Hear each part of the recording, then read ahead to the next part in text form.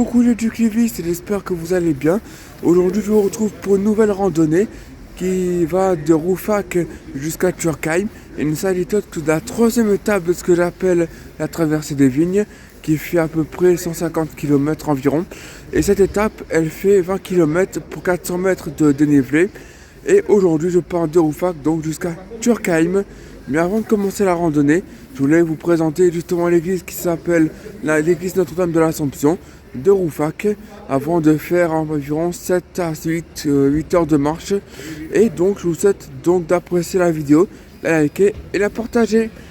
Et sur ce, je vous souhaite de l'apprécier et donc de passer un agréable moment à travers ces différentes images.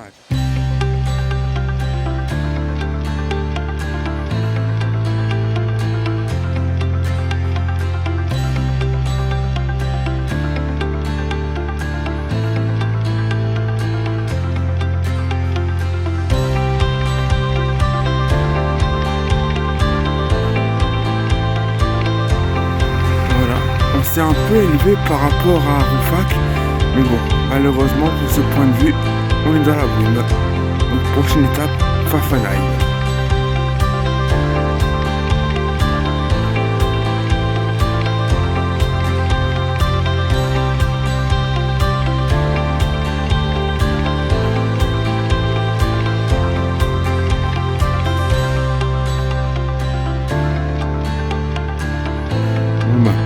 Je pense que pour les vues, il va falloir patienter encore un peu. Nous voilà en plein centre de Pfaffenheim, toujours sous la brume.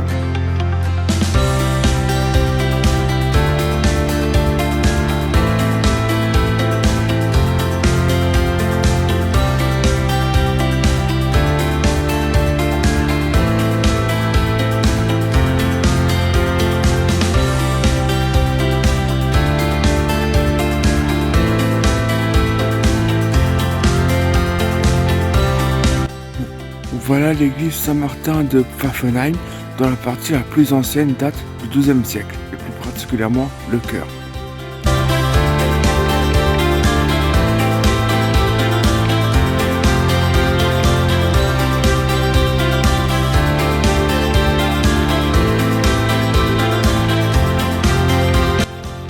Bon, là, après environ une demi-heure de marche depuis Pfaffenheim, j'arrive sur le territoire communal de Geberschwir. Et regardez, je suis près d'une petite fontaine qui n'est autre que la fontaine Osperlig. Voilà.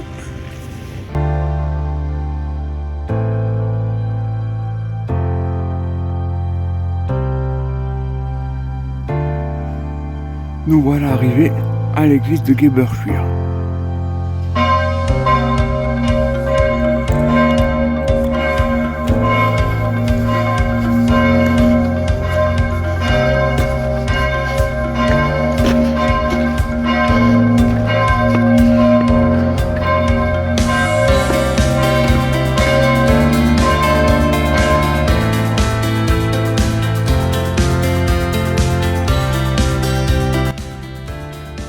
Voilà ce qu'on est censé voir depuis ce point de vue. Je suis plus précisément sur la hauteur de Hallstatt.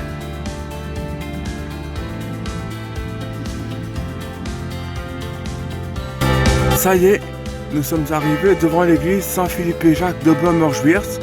Et du coup, ce sera l'occasion pour moi de faire une pause casse-croûte. Le soleil sort un peu. On est au-dessus de Böhmerschwir, direction Egisheim. Ça y est, enfin les premières vues. Donc les maisons que l'on voit tout au fond, à droite de l'arbre, eh ben, c'est Egisheim. Et juste derrière, on a la ville de Colmar. Vue sur Usrenje Château, avec les 3 châteaux d'Egisheim juste en haut.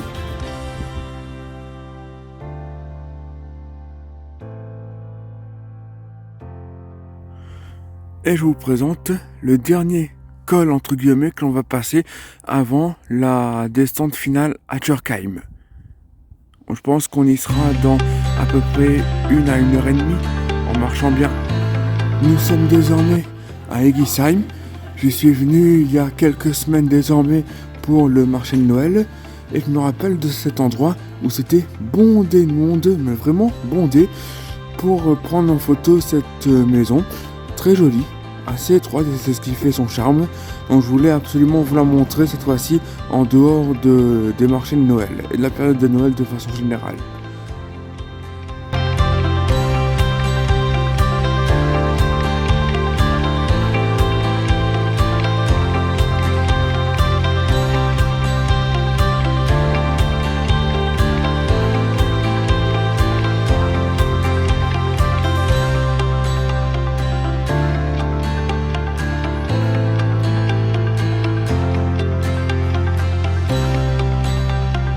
Voici l'église d'Egisheim qui a été érigée au XIIIe siècle sur des bases carolingiennes et romanes.